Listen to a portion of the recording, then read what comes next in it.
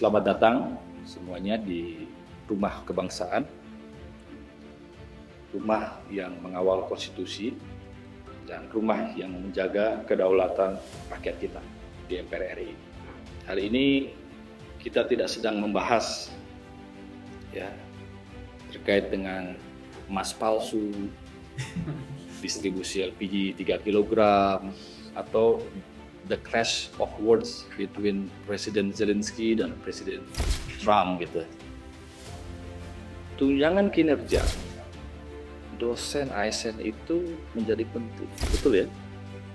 Karena ini di sini tidak hanya ingin menuntut bagaimana kesejahteraan kita untuk meningkat, tapi lebih dari itu ada take and give dan juga ada level kebahagiaan yang harus diterima dan dirasakan oleh pahlawan tanpa tanda jasa ini, profesor, doktor, dan dosen.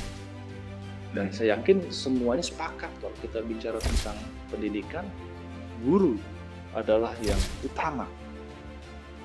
Sehingga kita juga harus tahu motivasi dosen dalam mendidik generasi kita adalah hubungan eratnya dengan kesejahteraan salah satu. Sebagai pembanding, kadang-kadang kita perlu membandingkan terkait dengan apa yang terjadi di dunia. Bukan hanya sekedar membandingkan begitu saja, tapi melihat sejauh mana kita bisa berproses menuju titik tersebut, tentu yang lebih maju. Gaji pokok dosen sebagai benchmark di Australia, di Singapura, dan Jepang itu sangat tinggi.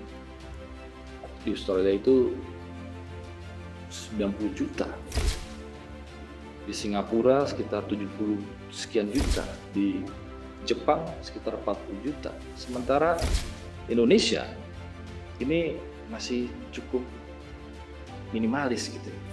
Untuk itu ketika kita sebagai wakil rakyat, ya kami juga terus mencoba mendorong, memperhatikan agar peningkatan tidak hanya dari tukinnya saja, tapi kesejahteraan juga dirasakan secara berkelanjutan. Karena tidak akan cukup dimakan waktu dan dimakan inflasi kalau kita tidak meningkatkan kesejahteraan dari aparatur dan juga profesi-profesi yang sesuai. Bahkan kawan tetangga kita di ASEAN saja, di Filipina dan Vietnam, lebih tinggi dari Indonesia. Tidak bisa bandingkan sekali lagi karena Indonesia penduduknya sangat besar, profesinya sangat luas, walaupun kita dianggap sebagai negara yang kaya akan sumber daya, tapi kita juga punya kebutuhan yang harus kita utarakan. Kami juga menyambut baik dengan hadirnya Menteri baru, Profesor Rian yang ingin memfokuskan agar biaya tukin dosen tahun ini benar-benar terselenggara dengan baik. Alhamdulillah walaupun masih 183.000 lagi yang belum terperhatikan, anggaran di tahun ini dan ke depan setelah diperjuangkan oleh teman-teman Komisi 10, ada anggaran tambah 2,5 triliun Ini juga merupakan satu solusi untuk menjawab kebutuhan tunjangan kinerja dosen ASN tahun ini, dan kita berharap ke depan tidak ada permasalahan terkait dengan ini. Bagaimana 4 pilar kebangsaan ini bisa sejalan dengan nasta cita pemerintahan Prabowo. Tidak hanya sejalan dalam RPJMN, tapi juga jangka panjang pun bisa sesuai. Bagaimana kesejahteraan profesor dosen juga dapat terus kita tingkatkan, seraya juga kita meningkatkan kualitas dari karya-karya risetnya.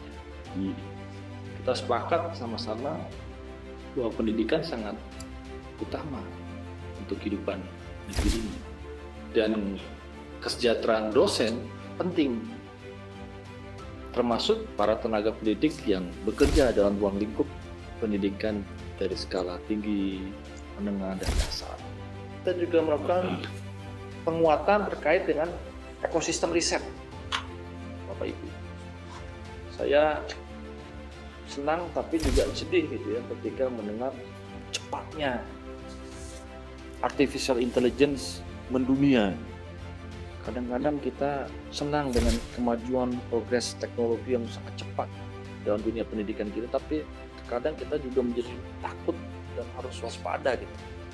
Jika kita tidak terlalu menguasai dan infrastruktur kita tidak selalu siap, kita malah kalah dalam persaingan.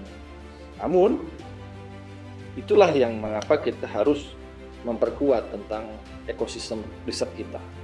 Kita manfaatkan riset-riset kita ini menuju tentang apa yang mereka lakukan di masa lalu yang mungkin perlu kita lakukan sekarang untuk masa depan. Nah, ini dampaknya kepada tidak hanya sekedar tunjangan kinerja. Menurut saya harus dipikirkan bagaimana ada insentif khusus lagi bagi mereka yang melakukan riset-riset sangat prominent gitu ya, sangat berarti dan bisa menjadi inovasi baru bagi bangsa ini. Dan mungkin kalau profesor, dosen yang setiap hari kegiatannya juga selain mengajar, bisa juga melakukan penelitian, melakukan riset, itu juga bisa meningkatkan kualitasnya menjadi hasil-hasil karya dari indeks-indeks Scopus Q1 bahkan, atau Q2 setidaknya. Sehingga keabsahan dari kualitas itu menjadi sangat penting untuk dijalankan oleh pemangku kebijakan kita dari semua kelembagaan yang ada di Indonesia. Dan itu juga salah satu cara bagi kita untuk meningkatkan kualitas dari hasil riset kita.